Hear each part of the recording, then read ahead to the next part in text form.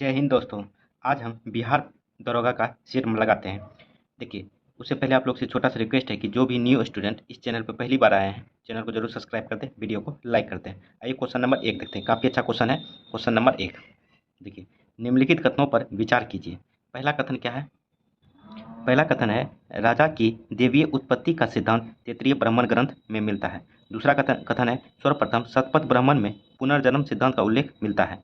तीसरा कथन है, आरण्यक में वैदिक कर्मकांडों की निंदा की गई है। तो देखिए, कथन नंबर 2 और 3 सही है। ठीक है, तो ऑप्शन नंबर सी इसका राइट आंसर हो जाएगा। कथन नंबर 1 जो है, इसमें दिया गया है, राजा की देवीय उत्पत्ति का सिद्धांत तैत्तिरीय ब्राह्मण ग्रंथ में मिलता है। तो तैत्तिरीय ब्राह्मण ग्रंथ में नहीं मिलता है, यहाँ ऐत्रेय ब्राह्मण ग्रंथ में मिलता है। आप इसे ध्यान में रख सकते हैं। और शतपथ ब्राह्मण में जो है 12 प्रकार का सिद्धांत का वर्ण उल्लेख मिलता है, जिसमें एक है पुनर्जन्म का सिद्धांत भी। ठीक है, क्वेश्चन नंबर 2 देखिए, मौर्य काल में महामात्य सर्प किस विभाग से संबंधित था? तो मौर्य काल में जो है महामात्य सर्प जो है यह गुप्तचर विभाग से संबंधित था। अर्थशास्त्र में जो है गुप्तचर विभाग को गूढ़ पुरुष कहा गया है। ठीक है, क्वेश्चन नंबर 3 देखिए, भारत में कुषाण शक्ति का वास्तविक संस्थापक माना जाता है। तो भारत में जो कुषाण शक्ति का वास्तविक संस्थापक जो है विम कटफिशेस को माना जाता है। विम कटफिशेस, कुजूर कटफिशेस जो है थे, ये प्रथम मतलब संस्थापक थे।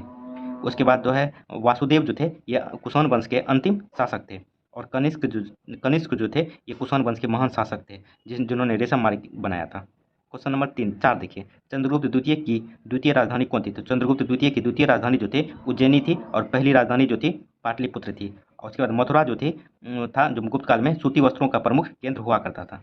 क्वेश्चन नंबर 5 देखिए, कल्हण हर्ष का आश्रित कवि था। कल्हण ने एक पुस्तक लिखी है, राजतरंगिणी, जिसमें कश्मीर के राजाओं का वर्णन देखने मिलता है। देखिए, कल्हण हर्ष का आश्रित कवि था। निम्नलिखित में से हर्ष का संबंध है, तो हर्ष का संबंध जो है कौन सा वंश है? तो ये लोहार वंश से जो थे, हर्ष का संबंध है। हर्ष का संबंध है। लोहार वंश के संस्थापक जो थे वो संग्राम राज थे। देखिए, कश्मीर पे 3 राजवंश राज किया था। देखिए, कारकेट, उत्पल और लोहार, जिसमें लोहार वंश के ही हर्ष थे। और लोहार वंश के संस्थापक संग्राम राज थे। कारकेट वंश के संस्थापक दुर्लभ वर्धन थे। उत्पल वंश के संस्थापक अवंती वर्मन थे। तो हर्ष को जो है कश्मीर का नीरो भी कहा गया है। ठीक है, आप इसे भी जरूर ध्यान में रख सकते हैं। ये जो टेस्ट लगा रहे हैं, ये ज्ञान बिंदु का साप्ताहिक टेस्ट होता है, वो आप लोग लगा रहे हैं। टाइप का काफ़ी बार बहुत लड़के ने पूछता है, सर कौन सा टेस्ट लगा रहे हैं? तो ये ज्ञान बिंदु का टेस्ट है। ठीक है, आइए क्वेश्चन नंबर 7 देखते हैं। काफ़ी अच्छा क्वेश्चन है। 5 देख लिए, 6 देखते हैं। सल्तनत काल में इक्ता प्रथा की शुरुआत दूसरी बार किस सुल्तान द्वारा किया गया? तो इक्ता प्रथा की दूसरी बार जो शुरुआत किया गया था, ये फिरोज शाह तुगलक के द्वारा किया गया था। प्रथम बार जो है भारत में इक्ता प्रथा की शुरुआत जो है मोहम्मद गौरी ने किया था। दिल्ली सल्तनत में जो है इल्तुतमिश ने किया था इक्ता प्रथा की शुरुआत। अलाउद्दीन ने खत्म कर दिया था। देखिए, एकता प्रथा जो था, ये भू राजस्व से, भू कर से संबंधित है। क्वेश्चन नंबर 7 देखिए, भारत में मोहम्मद गोरी को प्रथम हार का सामना कब करना पड़ा? तो 1178 ईस्वी में मोहम्मद गोरी का दूसरा आक्रमण 1178 ईस्वी में हुआ। गुजरात का शासक उस टाइम भीम द्वितीय ने मोहम्मद गोरी को बुरी तरीके से पराजित किया था। तो प्रथम बार जो हार का सामना करना पड़ा था 1178 ईस्वी में। मोहम्मद गोरी का पहला आक्रमण जो 1175 ईस्वी में आक्रमण किया था मुल्तान के विरुद्ध में। ठीक है, इसे भी आप जरूर ध्यान में रख सकते हैं। क्वेश्चन नंबर 8 देखिए, खामनोर का युद्ध कब हुआ था? तो देखिए, खमनोर का युद्ध जो है 1576 ईस्वी में हुआ था। खमनोर के युद्ध को ही हम हल्दी घाटी का युद्ध भी कहते हैं। ठीक है, तो ये हल्दी घाटी का युद्ध या खमनोर का युद्ध एक ही है। तो ये 1576 ईस्वी में हुआ था। खमनोर का युद्ध जो अकबर और महाराणा प्रताप के बीच में हुआ था। क्वेश्चन नंबर 9 देखिए, निम्नलिखित में से कांग्रेस द्वारा किसकी अध्यक्षता में भारत छोड़ो प्रस्ताव पारित किया गया? तो किसकी अध्यक्षता में जो है भारत छोड़ो प्रस्ताव पारित किया गया था?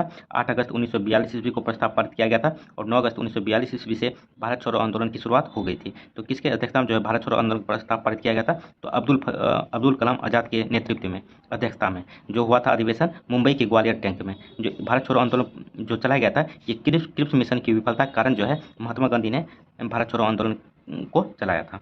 क्वेश्चन नंबर 10 देखिए, निम्नलिखित में से कौन गडकरी विद्रोह के नेतृत्वकर्ता थे? तो गडकरी विद्रोह के नेतृत्वकर्ता जो थे, ये दाजी कृष्ण पंडित थे। दाजी कृष्ण पंडित।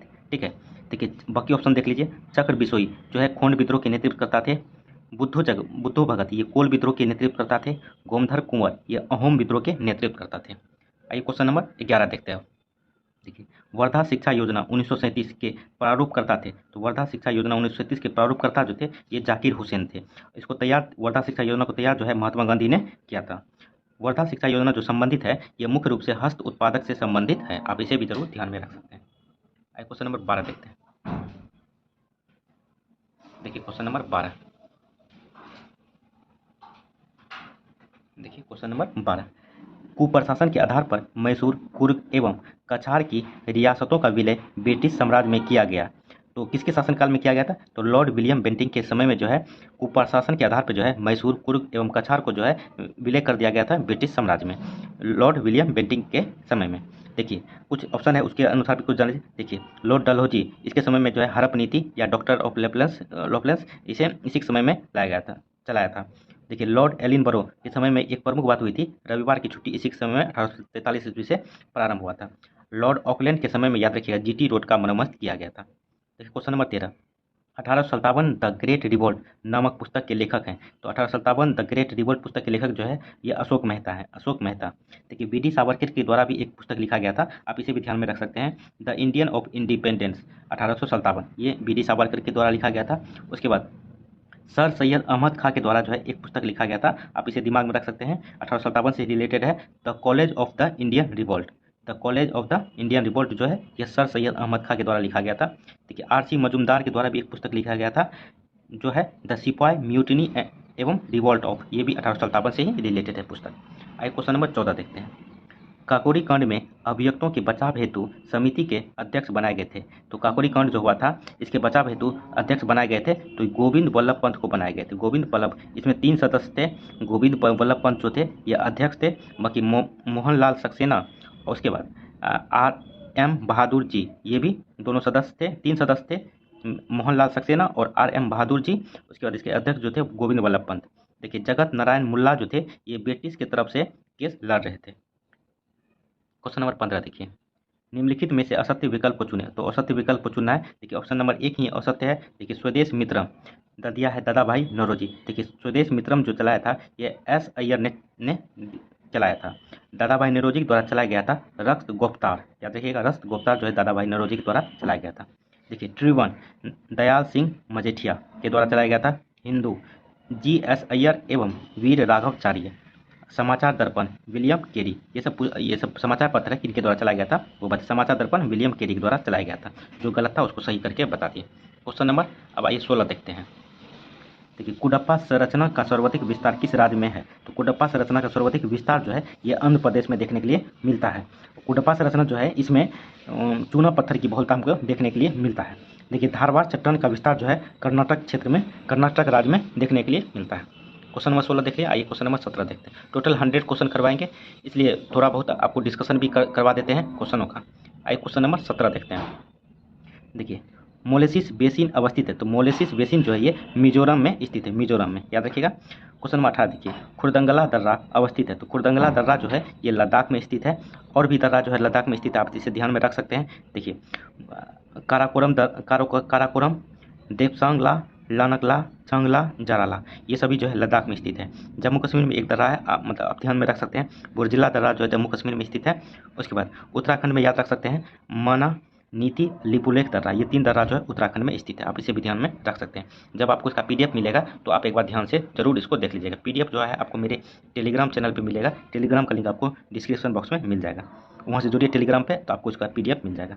क्वेश्चन नंबर 19 देखिए, निम्नलिखित में से कौन सा विकल्प औसत्य है? औसत्य जो है कौन सा विकल्प है? देखिए जो औसत्य है पहले उसको देख लेते हैं। ऑप्शन नंबर सी जो है औसत्य है। देखिए ककरिया दिया है, ककरिया झील दिया है, ये असम दिया है। तो ये ककरिया झील जो असम में नहीं, ये गुजरात में स्थित है, ठीक है। तो ककरिया झील जो है गुजरात में स्थित है। असम में याद रख सकते हैं आप दीपोर, हाफलंग, वेल, सोन झील, ये तीनों जो है असम में स्थित है। अब जो सही है उसको देख लेते हैं। नारायण सरोवर ये गुजरात में स्थित है, पाला मिजोरम में स्थित है, उमियम ये मेघालय में स्थित है। क्वेश्चन नंबर 20 देखिए, कोपेन के जलवायु वर्गीकरण का आधार क्या है? तो कोपेन में जो जलवायु वर्गीकरण किया गया था इसका आधार क्या था? तो इसका आधार जो है वर्षा एवं तापमान था, वर्षा एवं तापमान। आइए क्वेश्चन नंबर 21 देखते हैं। देखिए क्वेश्चन नंबर 21, निम्नलिखित में से किस वृक्ष को पारिस्थितिकी का आतंकवादी कहा जाता है? काफी बार बताए हुए हैं ये क्वेश्चन। पारिस्थितिकी का आतंकवादी जो है ये यूकेलिप्टस को कहा जाता है, यूकेलिप्टस को। क्वेश्चन नंबर 22 देखिए, भारत में सर्वाधिक सिंचाई की जाती है। तो भारत में सर्वाधिक सिंचाई जो है लघु सिंचाई योजना से की जाती है, ठीक है। देखिए लघु सिंचाई योजना में जो है ये 2 लाख हेक्टेयर से कम भूमि को जो है लघु सिंचाई योजना के अंतर्गत रखा गया है। उसके बाद 10 देखिए 2 लाख हेक्टेयर, उसके बाद 10 लाख हेक्टेयर से कम भूमि को जो है ये मध्यम सिंचाई योजना के अंतर्गत रखा गया। उसके बाद 10 लाख हेक्टेयर से ऊपर के को जो है यह वृहद सिंचाई योजना के अंतर्गत रखा गया। भारत में सर्वाधिक सिंचाई जो है लघु सिंचाई योजना से होता है, इसी में नलकूप सब आते हैं। क्वेश्चन नंबर 23 देखिए, काफ़ी अच्छा क्वेश्चन है। सर्वाधिक ग्रामीण जनसंख्या प्रतिशत वाला राज्य निम्न में से कौन है? तो सर्वाधिक ग्रामीण जनसंख्या प्रतिशत वाला राज्य जो है ये कौन है? तो आइए देखते हैं। 2011 जनगणना के अनुसार, याद रखिए 2011 जनगणना के अनुसार, आइए देखते हैं।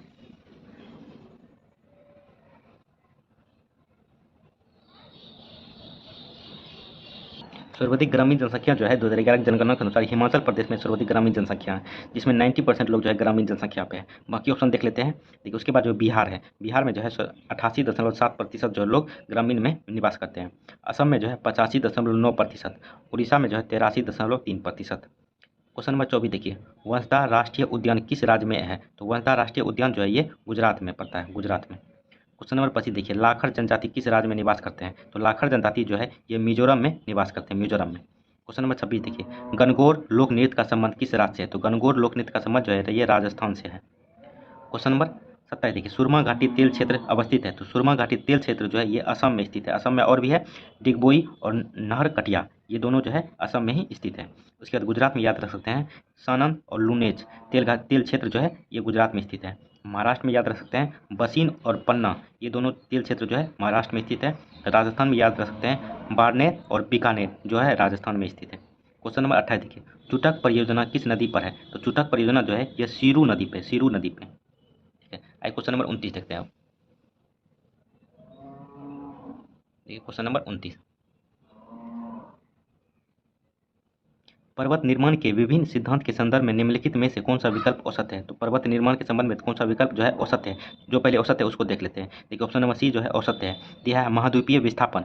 जो इसके भूगोलवेत्ता जो थे ये जोली थे। तो महाद्वीपीय विस्थापन के जो भूगोलवेत्ता जोली नहीं थे, ये थे वेगनर। ठीक है, वेगनर। जोली जो थे ये रेडियो एक्टिविटी सिद्धांत से रिलेटेड है। जो सही है उसको देख लेते हैं आप। देखिए संवहन तरंग होम्स ने दिया था। महाद्वीपीय फिसलन ये डेली ने दिया था। उसके बाद तापीय संकुचन ये जेफ्रीज ने दिया था। क्वेश्चन नंबर 30 देखिए, मोजाम्बिक जलधारा किस महासागर की है? तो मोजाम्बिक जलधारा जो है ये हिंद महासागर की है। हिंद महासागर की जो है ये गर्म जलधारा है। एक और याद रखिएगा हिंद महासागर का, अगुलहास, ये भी गर्म जलधारा है जो हिंद महासागर में चलती है। क्वेश्चन नंबर 31 देखिए, संपूर्ण भारत के लिए एक पृथक विधान परिषद की स्थापना निम्नलिखित में से किस अधिनियम में व्यवस्था की गई है? तो ये अधिनियम जो है चार्टर एक्ट 1853 में जो है पृथक विधान परिषद की स्थापना का वर्णन किया गया है। देखिए उसके बाद भारत शासन अधिनियम 1935 का जो है ये भारत के संविधान में सर्वाधिक प्रभाव देखने के लिए हमें मिलता है। आप इसे भी ध्यान में रख सकते हैं। काफ़ी बार पूछा गया है कि भारतीय संविधान में सर्वाधिक प्रभाव जो है किस अधिनियम का मिलता है? तो भारत शासन अधिनियम 1935 का। क्वेश्चन नंबर 32 देखिए, क्वेश्चन नंबर 32, विधि द्वारा स्थापित प्रक्रिया को भारतीय संविधान में ग्रहण किया गया। तो विधि द्वारा स्थापित प्रक्रिया को जो है लिया गया, ये जापान से लिया गया है। ठीक है, देखिए विधि निर्माण की प्रक्रिया जो है इंग्लैंड से लिया गया है, या विधि के समानता ये भी इंग्लैंड से ही लिया गया है। देखिए उसके बाद इंग्लैंड से और लिया गया है एकल नागरिकता, ये भी इंग्लैंड से लिया गया है। देखिए यूएसए से जो है, याद रखिएगा यूएसए से, अमेरिका से विधि के समक्ष संरक्षण ये जो है लिया गया है यूएसए से। ठीक है, आप ध्यान में जरूर रख सकते हैं। सोवियत संघ से लिया गया है मौलिक कर्तव्य। ठीक है, हमारे संविधान में। क्वेश्चन नंबर 13 देखिए, 33 देखिए, निम्न राज्यों के निर्माण का आरोही क्रम जो राज्य है इसको आरोही क्रम में बताना है। कौन पहले हुआ, उसके बाद कौन हुआ, उसके बाद कौन हुआ, इससे इस क्रम में इसको सजाना है। देखिए ऑप्शन नंबर एक ही है राइट आंसर हो जाएगा। देखिए नागालैंड, मेघालय, सिक्किम, अरुणाचल प्रदेश। सबसे पहले नागालैंड राज्य जो बना 1963 ईस्वी में। मेघालय जो बना है 1972 ईस्वी में। सिक्किम जो बना है 1975 ईस्वी में। अरुणाचल प्रदेश 1987 ईस्वी में। आप इसे ध्यान में रख सकते हैं। क्वेश्चन नंबर 34 देखिए, निम्नलिखित में से अपने किस वाद में सुप्रीम कोर्ट ने कहा है भारत में केवल प्राकृतिक व्यक्ति को ही नागरिकता दी जाएगी, विधिक व्यक्ति को नहीं? किस वाद में कहा है ये बात? तो ये कहा है option number D, state trading corporation of India limited बनाम कॉमर्शियल टैक्स ऑफिसर वाद 1963 में ये सुप्रीम कोर्ट ने वाद कहा है। देखिए उसके बाद देख लेते हैं। देखिए पहला ऑप्शन है यूनियन ऑफ इंडिया बनाम मदन लाल गोपाल 1957। इसमें कहा है कि प्रस्तावना को न्यायालय में परिवर्तित नहीं किया जाएगा। सुप्रीम कोर्ट का यह फैसला आया था। उसके बाद बेरुवाड़ी यूनियन वाद 1960। इसमें जो है कहा कि प्रस्तावना जो है संविधान का भाग नहीं है। संविधान का भाग जो माना है केशवानंद भारती बनाम भारत संघ 1973 में जो है प्रस्तावना को जो है संविधान का भाग माना है। ठीक है, तो आप इसे भी ध्यान में रख सकते हैं। क्वेश्चन नंबर 35 देखिए, काफ़ी अच्छा क्वेश्चन है। क्वेश्चन नंबर 35 देखिए, परमादेश रीट किसके खिलाफ जारी नहीं हो सकती। तो परमादेश रीट जो है किसके खिलाफ जारी नहीं हो सकती है, तो ये जितने भी ऑप्शन है उसके खिलाफ जारी नहीं हो सकती है। देखिए, निजी व्यक्ति, राज्यपाल और राष्ट्रपति के खिलाफ जो है परमादेश रीट जारी नहीं हो सकती है। क्वेश्चन नंबर 36 देखिए, भारत के संविधान में जमींदारी उन्मूलन का उल्लेख कहाँ है। तो भारत के जमींदारी उन्मूलन का उल्लेख जो है भारत में राज्य की नीति निर्देशक तत्व में है। ठीक है, देखिए थोड़ा सा देखिए, उद्देशिका प्रस्ताव जो है 8 बिंदुओं को प्रस्ताव पारित किया था जवाहरलाल नेहरू ने। ठीक है, और जमींदारी उन्मूलन का उल्लेख जो हमें मिलता है राज्य की नीति निर्देशक तत्व यानी डीपीएसपी में देखने के लिए मिलता है। देख लीजिए, इधर ऑप्शन में दिया हुआ है। देखिए, जमींदारी उन्मूलन का उल्लेख जो है राज्य की नीति निर्देशक तत्व में मिलता है। राज्य का नीति निर्देशक तत्व जो है आयरलैंड के संविधान से लिया गया है। ये जो बात करें, ये आर्टिकल 39 में से देखने के लिए मिलता है। आर्टिकल 39 में ये चीज़ जमींदारी उन्मूलन का उल्लेख मिलता है। देखिए, अनुसूची 9 में इसकी चर्चा किया गया है। देखिए, मूल कर्तव्य जो है ये रसिया से लिया गया है, मूल अधिकार जो है यूएसए से लिया गया है। क्वेश्चन नंबर 37 काफ़ी अच्छा क्वेश्चन है। देखिए, उपराष्ट्रपति के चुनाव में प्रस्तावक और अनुमोदक होते हैं। तो उपराष्ट्रपति के चुनाव में कितने प्रस्तावक कितने अनुमोदक होते हैं, तो 20 प्रस्तावक और 20 अनुमोदक होते हैं। ये दोनों जो है अलग अलग होते हैं, एक ऐसा नहीं कि जो इसमें है इसमें भी है, ये दोनों 20-20 अलग होते हैं। टोटल 40 जो है होना चाहिए। ठीक है। देखिए, उसके बाद है राष्ट्रपति के चुनाव में जो है 50 प्रस्तावक और 50 अनुमोदक होना चाहिए। ठीक है। क्वेश्चन नंबर 38 देखिए, नियंत्रक एवं महालेखा परीक्षक की रिपोर्ट को संसद के समक्ष रखवाता है। देखिए, नियंत्रक एवं महालेखा परीक्षक की चर्चा जो है आर्टिकल 148 में किया गया है। इसकी रिपोर्ट को जो संसद में कौन रखवाता है, तो राष्ट्रपति रखवाता है। राष्ट्रपति जो है लोकसभा अध्यक्ष को देता है। लोकसभा अध्यक्ष जो है इसकी रिपोर्ट की जांच जो है लोक लेखा समिति के द्वारा करते हैं। क्वेश्चन नंबर 39 देखिए, संसद को स्थगित करने का अधिकार है। तो संसद को स्थगित करने का अधिकार जो है ये पीठासीन अधिकारी के पास है। जैसे लोकसभा के अध्यक्ष वो संसद को स्थगित कर सकते हैं और राज्यसभा के सभापति जो है संसद को स्थगित कर सकते हैं। वहीं बात करें कि सत्रावसान और आहूत करने की शक्ति जो है ये राष्ट्रपति के पास है। क्वेश्चन नंबर 40 देखिए, अनुच्छेद 287 राज्य विधानमंडल को शक्ति प्रदान करता है। तो अनुच्छेद 287 के अंतर्गत राज्य विधानमंडल को क्या शक्ति प्रदान की गई है, तो ये शक्ति प्रदान की गई विद्युत की बिक्री तथा उपभोग पर कर लगाने की शक्ति दी गई है। देखिए, वहीं बात करें समाचार पत्रों की बिक्री पर कर लगाने की चर्चा जो है आर्टिकल 286 में किया गया है, ये राज्य सरकार करती है। राज्य सरकार को ये शक्ति प्रदान किया गया है। देखिए, व्यापार आजीविकाओं तथा नियोजन पर कर लगाने की शक्ति राज्य सरकार को आर्टिकल 276 के अंतर्गत दिया गया है। ठीक है, आइए क्वेश्चन नंबर 41 देखते हैं। क्वेश्चन नंबर 41 देखिए, निम्नलिखित में से कौन सी भाषा संविधान की 8वीं अनुसूची में नहीं है। तो कौन सी भाषा जो है 8वीं अनुसूची में नहीं है, तो राजस्थानी भाषा जो है 8वीं अनुसूची में नहीं है। भोजपुरी भी नहीं है 8वीं अनुसूची में, इसे भी ध्यान में रख सकते हैं। ठीक है। देखिए, गुजराती, कश्मीरी, डोगरी ये तीनों जो है 8वीं अनुसूची में दिया है। 8वीं अनुसूची में टोटल 22 भाषा का वर्णन मतलब दिया गया है। क्वेश्चन नंबर 42 देखिए, राष्ट्रपति शासन पहली बार में कितनी अवधि का होता है। तो राष्ट्रपति शासन जब लगाया जाता है तो पहली बार जो है कितनी अवधि का होता है, तो ये 2 माह का होता है। ठीक है, 2 माह के अंदर या 2 महीना में जो है संसद के दोनों सदनों से जो है अनुमोदन लेना पड़ता है। ठीक है, तो उसके बाद जो है ये 6 माह का हो जाता है। पहली बार जो है 6 माह के लिए बढ़ाया जाता है। ठीक है, उसके बाद फिर से यदि अनुमोदन लोकसभा और राज्यसभा से अनुमोदन पारित हो जाता है तो फिर से 6 महीना के लिए बढ़ जाता है राष्ट्रपति शासन। ठीक है, तो यदि 1 साल बढ़ गया, 1 साल के बाद जो है इसमें जो चुनाव आयोग से पूछा जाता है कि क्या जहाँ पे राष्ट्रपति शासन लगा है क्या उस राज्य में जो है चुनाव हो सकता है। तो इलेक्शन कमीशन यदि हाँ बोल देता है तो राष्ट्रपति शासन खत्म हो जाता है। यदि नहीं बोलता है तो फिर से इसे आगे बढ़ा दिया जाता है। इसको बढ़ा के अधिकतम जो है 3 साल तक राष्ट्रपति शासन किसी राज्य में लग सकता है। ठीक है, देखिए उसके बाद वित्तीय आपातकाल भी पहली बार जो है 2 माह के लिए ही लगता है। वहीं बात करें राष्ट्रीय आपातकाल का तो ये 1 माह के लिए जो है लगता है। 1 माह के अंदर जो है दोनों सदनों से जो है लोकसभा और राज्यसभा से पारित करना पड़ता है तो ही राष्ट्रीय आपातकाल लग सकता है। तो राष्ट्रीय आपातकाल जो है 6-6 महीना करके अनिश्चित काल के लिए जो है राष्ट्रीय आपातकाल हो सकता है। वित्तीय आपातकाल भी अनिश्चित काल के लिए बढ़ाया जा सकता है। ठीक है, पर राष्ट्रपति शासन जो है अधिकतम 3 साल के लिए ही बढ़ाया जा सकता है।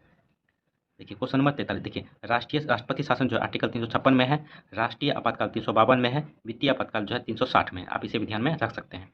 देखिए, क्वेश्चन नंबर 43, किस संविधान संशोधन के तहत महिलाओं को ग्राम पंचायत में 30% स्थान आरक्षित किया गया है। तो 30% जो है महिलाओं को आरक्षण दिया गया है ग्राम पंचायत में किस संविधान संशोधन के द्वारा। तो 73वां संविधान संशोधन 1992 में जब पंचायती राज का गठन हुआ था इसी में 30% जो आरक्षण से आरक्षित सीट किया गया था महिलाओं के लिए। और बिहार में जो है 50% जो है आरक्षित कर दिया गया है। क्वेश्चन नंबर 44 देखिए, निम्नलिखित में से कौन सा संवैधानिक निकाय नहीं है। तो संवैधानिक निकाय जो है कौन सा नहीं है, तो ऑप्शन नंबर 1 ही है, केंद्रीय प्रशासन अधिकरण जो है ये संवैधानिक निकाय नहीं है, ये जो है संवैधानिक निकाय है। संवैधानिक निकाय क्या होता है, जिसमें जो है संसद कानून बना के उस निकाय की स्थापना करता है, वह संवैधानिक निकाय होते हैं। निकाय होता है। ठीक है, तो ये जो है केंद्रीय प्रशासनिक अधिकरण जो है, इसकी चर्चा आर्टिकल 223A में किया गया है। ये जो है संवैधानिक निकाय, 3 निकाय होता है, एक संवैधानिक निकाय, एक संविधिक निकाय, एक होता है गैर संवैधानिक निकाय। गैर संवैधानिक निकाय में आप याद रख सकते हैं नीति आयोग, जो पहले योजना आयोग था, ये जो है गैर संवैधानिक निकाय। और संविधिक निकाय जो है संसद के द्वारा बनाया जाता है ये निकाय, जैसे राष्ट्रीय मानवाधिकार आयोग,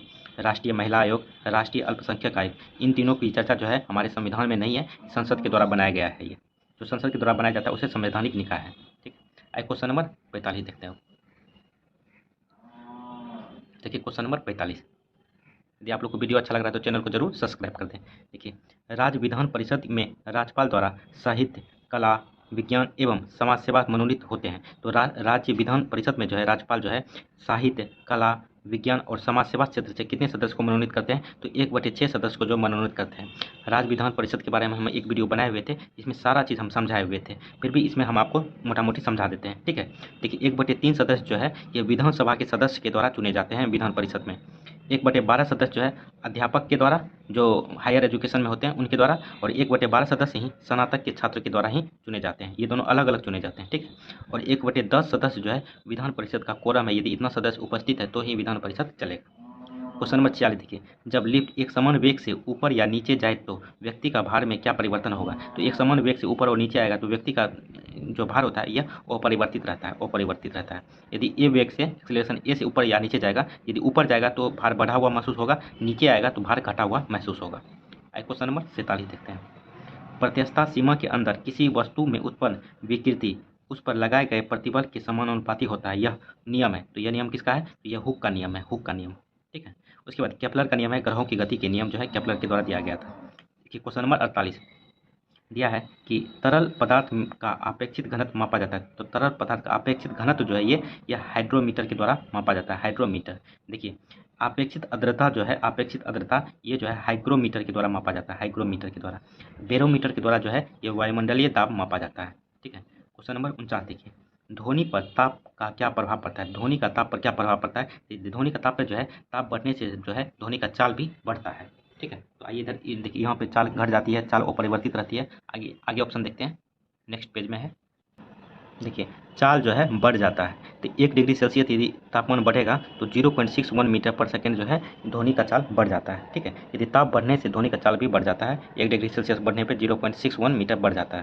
क्वेश्चन नंबर 50 देखिए, निम्नलिखित में से कौन से दर्पण को अभिसारी दर्पण कहा जाता है? तो अभिसारी दर्पण जो है किसे कहा जाता है? तो अवतल दर्पण को जो है अभिसारी दर्पण कहा जाता है, उत्तल दर्पण को जो है अपसारी दर्पण कहा जाता है, उत्तल लेंस को जो है अभिसारी लेंस कहा जाता है। ठीक है, उसके बाद अवतल लेंस को जो है अपसारी लेंस कहा जाता है। ठीक है, आप इसे ध्यान में रख सकते हैं। क्वेश्चन नंबर 51 देखिए, चंद्रग्रहण घटित होता है। चंद्रग्रहण घटित होता है कब? देखिए ये पूर्णिमा के दिन जो है चंद्रग्रहण घटित होता है, पूर्णिमा के दिन। ठीक है, और सूर्य ग्रहण जो है अमावस्या के दिन घटित होता है। देखिए चंद्रग्रहण में क्या होता है, जब सूर्य और पृथ्वी के बीच में चंद्रमा आ जाता है। ठीक ठीक है, तो देखिए सूर्य ग्रहण जो है कब लगता है? जब सूर्य और पृथ्वी के बीच में चंद्रमा आ जाता है तो सूर्य ग्रहण लगता है। जब चंद्रग्रहण कब लगता है? जब चंद्रमा और सूर्य के बीच में जो है पृथ्वी आ जाता है तो चंद्रग्रहण लगता है। ठीक है, आप इसे भी ध्यान में रख सकते हैं। क्वेश्चन नंबर 52 देखिए, आपस में जुड़ी दो आवेशित वस्तुओं के बीच विद्युत धारा नहीं बहती है, यदि वे होती है तो समान विभव की होती है। तो आपस में जुड़ी दो वस्तुओं की विद्युत धारा जो है एक दूसरे में ट्रांसफर नहीं होता है समान विभव पर। क्वेश्चन नंबर 53 देखिए, मोटर कार में शीतलन तंत्र यानी रेडिएटर किस सिद्धांत पर कार्य करता है? तो शीतलन तंत्र या रेडिएटर जो है ये केवल संवहन पे काम करता है, केवल संवहन पे। क्वेश्चन नंबर 54 देखिए, रेफ्रिजरेटर किस सिद्धांत पर आधारित है? तो रेफ्रिजरेटर जो है उष्म गतिकीय सिद्धांत पे जो है रेफ्रिजरेटर आधारित है। देखिए प्रकाशिकी जो है ये सौर ऊर्जा पर आधारित है। उसके बाद बर्नौली प्रमेय जो है ये जो इसका काम करता है वायुयान में, जलयान में, पनडुब्बी में जो है बर्नौली सिद्धांत काम करता है। और द्रव गतिकी जो है ये द्रव में काम करता है। देखिए क्वेश्चन नंबर 55 थोड़ा सा ऊपर कर लेते हैं। यदि आप लोग को वीडियो अच्छा लग रहा है तो चैनल को जरूर आप लोग सब्सक्राइब कर दें, और इसका PDF लेना चाहते हैं तो आप मेरे टेलीग्राम चैनल से भी जुड़ सकते हैं। टेलीग्राम का लिंक आपको डिस्क्रिप्शन बॉक्स में मिल जाएगा। देखिए पाई मेसोन पर आवेशित होती है। तो पाई मेसोन पर किस तरह का चार्ज आवेशित होती है? तो धनात्मक और ऋणात्मक दोनों चार्ज जो है आवेशित होती है। पाई मेसोन का जो है खोज जो है युकावा ने किया था, युकावा। क्वेश्चन नंबर 56 देखिए, नाभिकों में प्रोटोनों और न्यूट्रॉन के योग को क्या कहा जाता है? तो नाभिक में जो प्रोटॉन और न्यूट्रॉन के योग को जो है परमाणु द्रव्यमान कहा जाता है, परमाणु द्रव्यमान। क्वेश्चन नंबर 57 देखिए, रेडियो सक्रिय तत्वों के किस कण के उत्सर्जन से संभारिक बनते हैं? तो किस कण के उत्सर्जन जो है संभारिक बनते हैं? तो बीटा कण के उत्सर्जन जो है संभारिक बनते हैं। क्वेश्चन नंबर 58 देखिए, काफ़ी अच्छा क्वेश्चन है। निम्नलिखित में से कौन सा पदार्थ ऑक्सीकारक एवं अपकारक दोनों तरह का व्यवहार करता है? तो दोनों तरह का ऑक्सीकारक और अपकारक दोनों तरह का व्यवहार जो है ऑप्शन के अनुसार HNO2 यानी नाइट्रस अम्ल जो है ये ऑक्सीकारक एवं अपकारक दोनों तरह का व्यवहार करता है। बाकी देखिए HNO3 जिसे नाइट्रिक अम्ल कहते हैं ये ऑक्सीकारक के साथ व्यवहार करता है। SO2 और SnCl2 यानी SO2 सल्फर डाइऑक्साइड, SnCl2 यानी स्टेनस क्लोराइड ये जो है अपकारक के तरह व्यवहार करता है। क्वेश्चन नंबर 59 देखिए, थोड़ा सा ऊपर कर लेते हैं। देखिए क्वेश्चन नंबर 53 59 क्षार में मिथाइल ऑरेंज को किस रंग में परिवर्तित करता है? तो क्षार जो है मिथाइल ऑरेंज को जो है किस रंग में जो है परिवर्तित करता है? तो ये पीला रंग में जो है परिवर्तित करता है। वहीं क्षार बात करें, क्षार जो है लाल लिटमस को जो है नीला कर देता है, ठीक है। उसके बाद मिनेपेप्थिलीन को जो है क्षार जो है गुलाबी रंग कर देता है, ठीक है। क्वेश्चन नंबर 60 देखिए, नाइटर किस धातु का अयस्क है? नाइटर जो है ये पोटासियम धातु का जो है अयस्क है, पोटासियम का। क्वेश्चन नंबर 61 देखिए, काफ़ी इंपॉर्टेंट क्वेश्चन है। हीरा की संरचना होती है, तो हीरा की संरचना कैसी होती है? तो ये समचतुर्फलकीय जो है हीरा की संरचना होती है। षष्ठकोणीय जो है ग्रेफाइट की संरचना होती है। कार्बोनेटो जो है ये काला हीरा को जो है कार्बोनेटो कहते हैं। क्वेश्चन नंबर 62 देखिए, निम्नलिखित में से कौन सी सल्फर प्राप्ति की विधि है? तो सल्फर प्राप्ति की विधि जो है ये फ्रॉन्स विधि है। फ्रॉन्स विधि से जो है सल्फर प्राप्त होती है। फ्रॉन्स विधि या सिलिकी विधि, सिसिली विधि। क्वेश्चन नंबर 63 देखिए, जीवन शक्ति के सिद्धांत का प्रतिपादक कौन थे? तो जीवन शक्ति के सिद्धांत के प्रतिपादक जो थे ये बार्जिलियस थे। बार्जिलियस जिसने द्विपद्धति नाम का भी नामकरण किया था, ठीक है। ये जो है स्वीडन के रसायन शास्त्री थे। वोहलर जो यूरिया का निर्माण करता था, याद रखिए बाकी ऑप्शन जो है वोहलर, ऑप्शन नंबर ए ये यूरिया के निर्माण करता थे। और बर्थलेट जो मीथेन का संश्लेषण किया था, बर्थलेट, ठीक है।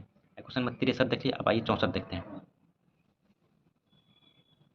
क्वेश्चन नंबर 64 देखिए, क्वेश्चन नंबर 64, निम्नलिखित में से कौन सा औसत्य विकल्प है? तो कौन सा जो है औसत्य विकल्प है? तो देखिए ऑप्शन नंबर सी जो है औसत्य है। दिया है एमाइड का सूत्र दिया है फ्री बॉन्ड NH2, तो फ्री बॉन्ड NH2 नहीं होता है, फ्री बॉन्ड CONH2 होता है, ठीक है। और फ्री बॉन्ड NH2 जो होता है ये एमीन का फार्मूला होता है। ईथर का होता है free bond O, free bond O। Ketone का होता है ये फार्मूला। उसके बाद विनाइल का होता है CH2 डबल बॉन्ड CH, ठीक है। क्वेश्चन नंबर 65 देखिए, निम्नलिखित में से कौन सी एंटीसेप्टिक नहीं है? तो कौन सी जो है एंटीसेप्टिक नहीं है? तो जो नहीं है उसको देख लेते हैं। देखिए एस्पिरिन जो है ये एंटीसेप्टिक नहीं है, ये जो है एंटीबायोटिक्स है, एंटीबायोटिक्स। क्वेश्चन नंबर 66 देखिए, निम्नलिखित में से बाकी जो ऑप्शन आयोडीन, फिनॉल और फॉर्मल्डिहाइड जो है ये एंटीसेप्टिक है। क्वेश्चन नंबर 66 देखिए, निम्नलिखित में से कौन सा विकल्प औसत है? कौन सा औसत है? जो औसत है पहले उसको देख लेते हैं। देखिए ऑप्शन नंबर सी, बिल्ली का दिया है वैज्ञानिक नाम फेलिस फैमिलियर्स, तो बिल्ली का वैज्ञानिक नाम फेलिस फैमिलियर्स नहीं है, फेलिस डोमेस्टिका है, फेलिस डोमेस्टिका, ठीक है। बाकी सब सही है, देख लेते हैं। गाय का है बॉस इंडिकस, सही है। मक्खी का दिया है मुक्का डोमेस्टिका, सही है। मेढक का रना ट्रेंगना, सही है। क्वेश्चन नंबर 67 देखिए, काफ़ी अच्छा क्वेश्चन है। देखिए आप लोग को यदि वीडियो अच्छा लगे तो चैनल को जरूर सब्सक्राइब कर दें। सूक्ष्मतम कोशिका माइकोप्लाज्म की है, यह एक है। तो सूक्ष्म कोशिका माइकोप्लाज्म की है, यह एक जो है जीवाणु है, जीवाणु। क्वेश्चन नंबर 68 देखते हैं, थोड़ा सा ऊपर कर लेते हैं। आप लोग को 30-40 मिनट के अंदर 100 क्वेश्चनों का रिवीजन आप लोग को करवा रहे हैं। यदि आप लोग को थोड़ा सा भी आप लोग को लगता है कि हम मेहनत करके आप लोग को बता रहे हैं तो आप लोग चैनल को जरूर सब्सक्राइब कर दें। देखिए क्वेश्चन नंबर 68, निम्नलिखित में से कौन सा मोनेरा जगत का भाग नहीं है? तो मोनेरा जगत का कौन सा भाग नहीं है? तो कवक जो है मोनेरा जगत का भाग नहीं है। मोनेरा जगत में जो है चार प्रकार के चार भाग हैं, जिसमें है साइनोबैक्टीरिया, आर्कीबैक्टीरिया, जीवाणु, एक और याद रखते हैं एक्टिनोपाइस्टिज, जो है ये मोनेरा जगत का चार भाग हैं, जो कवक इसमें नहीं आते हैं। क्वेश्चन नंबर 69 देखिए, ग्रीन हाउस गैसों की संकल्पना की थी। ग्रीन हाउस गैसों की संकल्पना जो है किस वैज्ञानिक ने किया था? तो जोसेफ फोरियन ने जो है ग्रीन हाउस गैसों की संकल्पना की थी। क्वेश्चन नंबर 70 देखिए, निम्नलिखित में से किसमें खुला नाड़ी संबंधित तंत्र होता है? काफ़ी अच्छा क्वेश्चन है। खुला नाड़ी संबंधित तंत्र जो है ये कॉकरोच में होता है। कॉकरोच जो है ऑर्थोपोडा संघ का भाग है। देखिए मनुष्य, चूहा और पक्षी, इसमें जो है ये जो है तीनों कार्डेटा संघजीवी का भाग है, ठीक है। कॉकरोच में है 13 कक्ष का हृदय होता है, आप इसे भी याद रख सकते हैं। काफ़ी बार पूछा है कॉकरोच में कितने कक्ष का हृदय? 13 कक्ष का हृदय होता है।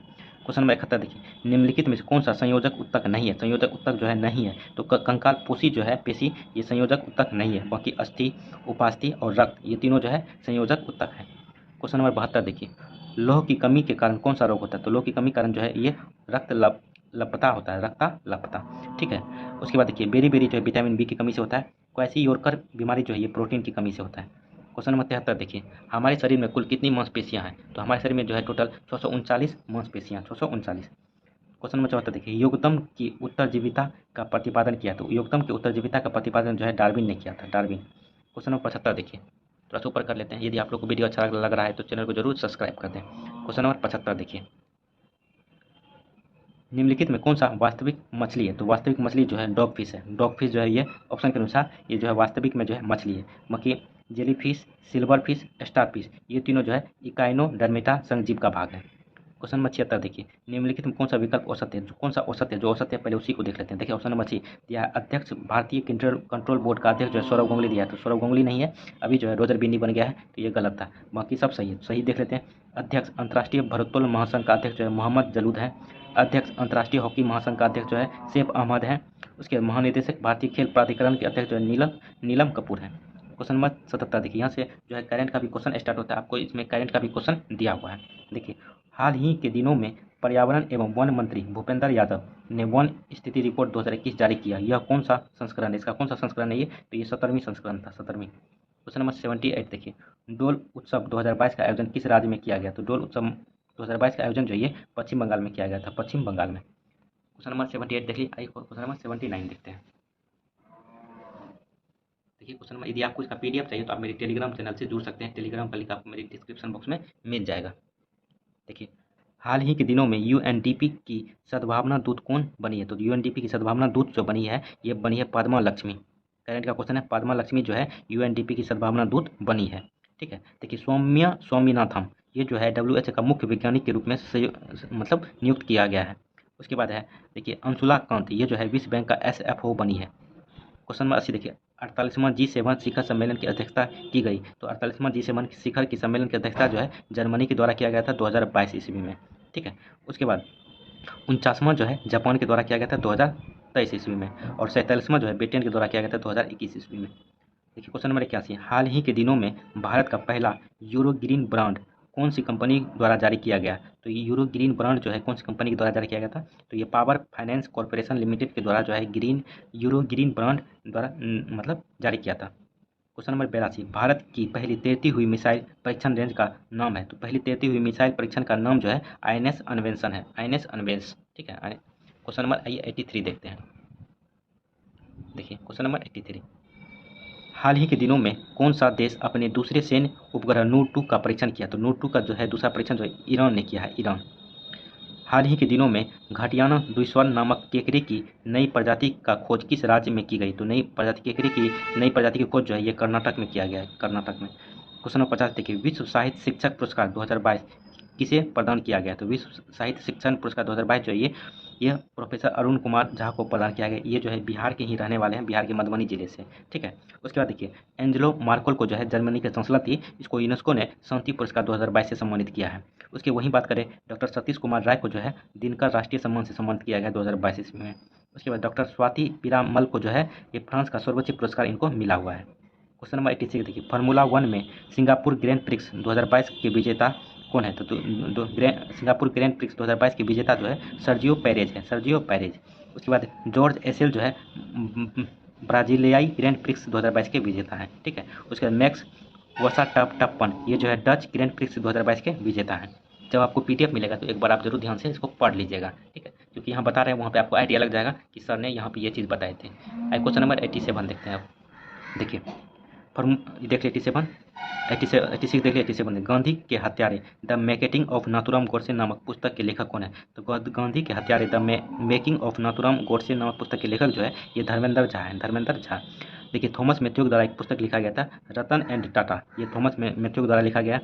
उसके बाद जयंत घोषाल के द्वारा लिखा गया है ममता बियोन 2021। उसके नरोत्तम सखरिया के द्वारा लिखा गया द अंबुजा स्टोरी जो है नरोत्तम सखरिया के द्वारा लिखा गया पुस्तक है। क्वेश्चन नंबर 88 देखिए, विश्व बाल श्रम निषेध दिवस किस तिथि को मनाया जाता है? विश्व बाल श्रम निषेध दिवस जो है 12 जून को मनाया जाता है। 8 जून को जो है विश्व महासागरीय दिवस मनाया जाता है। 14 जून को जो है विश्व रक्तदाता दिवस मनाया जाता है। 20 जून को जो है विश्व शरणार्थी दिवस मनाया जाता है। क्वेश्चन नंबर 89 देखिए, हाल ही के दिनों में सुश्री निकहत जरीन को अर्जुन पुरस्कार 2022 से सम्मानित किया गया। इसका संबंध किस खेल से? तो इसका निकहत जरीन का संबंध जो है ये बॉक्सिंग से है, जिसे अर्जुन पुरस्कार 2022 से सम्मानित किया गया है। आइए क्वेश्चन नंबर अब 90 देखते हैं। वैश्विक शांति सूचकांक 2022 में प्रथम स्थान आइसलैंड को प्राप्त हुआ। इसमें भारत का स्थान कौन सा है? तो भारत का स्थान जो 135वां है। क्वेश्चन नंबर 91 देखिए, मायर्स कप का संबंध किस खेल से? तो मायर्स कप का संबंध जो है ये मुक्केबाजी से। 92 देखिए, महादेवी वर्मा को उसकी कौन सी रचना के लिए ज्ञानपीठ पुरस्कार मिला है? तो महादेवी वर्मा की कौन सी रचना के लिए जो है ज्ञानपीठ पुरस्कार मिला है? तो यामा के लिए जो है महादेवी वर्मा को ज्ञानपीठ पुरस्कार मिला हुआ था। इधर ऑप्शन में दिया हुआ है, देख लीजिए। देखिए यामा के लिए जो है महादेवी वर्मा को ज्ञानपीठ पुरस्कार मिला है। वहीं चितम्बरा के लेखक जो है सुमित्रानंद पंत हैं, इनको ज्ञानपीठ पुरस्कार, सुमित्रानंद पंत को जो ज्ञानपीठ पुरस्कार जो है चितम्बरा के लिए मिला है। उर्वशी के लेखक जो है रामसारी सिंह दिनकर है, इनको भी इन्हीं के लिए जो है ज्ञानपीठ पुरस्कार मिला हुआ है। क्वेश्चन नंबर 93 देखिए, पहली बार राज व्यवस्था सिद्धांत के प्रतिपादक थे? तो पहली बार राज व्यवस्था सिद्धांत के प्रतिपादक जो थे ये कार्ल मार्क्स थे। क्वेश्चन नंबर 94 देखिए, निर्धनता उन्मूलन के लिए 20 सूत्रीय आर्थिक कार्यक्रम का शुरुआत किस वर्ष की गई? तो 20 सूत्रीय कार्यक्रम की शुरुआत जो है 1982 ईस्वी में इंदिरा गांधी के द्वारा किया गया था। क्वेश्चन नंबर 95 देखिए, यदि प्राथमिक घाटे में ब्याज भुगतान को सम्मिलित कर लिया जाए तो वह किसके बराबर होगा? तो वह जो है राजस्व व्यय के बराबर होगा। राजस्व। अब 96 से जो है मैथ का क्वेश्चन स्टार्ट होता है। मैथ का आपको आंसर बता देते हैं, आप लोग बना के जरूर चेक करिएगा। जब आपको इसका PDF मिलेगा, PDF आपको मेरे टेलीग्राम चैनल पर मिलेगा। 96 का आंसर हो जाएगा D नंबर, 97 का आंसर हो जाएगा आपको B नंबर, और 98 का आंसर हो जाएगा आपको B नंबर, और 99 का आंसर हो जाएगा आपको B नंबर। ठीक है, 99 का आपको हम समझा देते हैं। देखिए 99 का आंसर B नंबर हो जाएगा।